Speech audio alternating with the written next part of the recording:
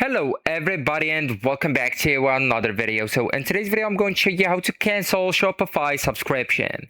So to do that, and you want to close your store, you will need first to log into your Shopify admin as the store owner. So that's the Shopify admin right here, as you can see, and then just go with the settings that you can find as the last option on the left hand menu. Just click it.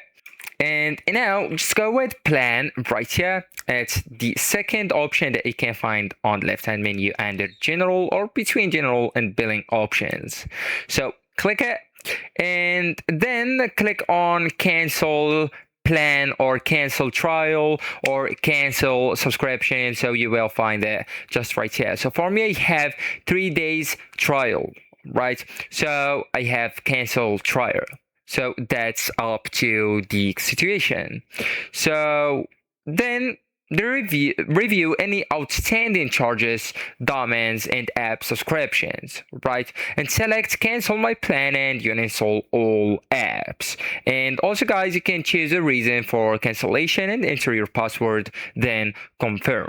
So a few important things to know: you will need to know, of course, that your Shopify subscription remains active until the end of the current billing cycle, and any pending charges like the apps, transactions or transactions fees, and the shipping labels, etc., may still be billed.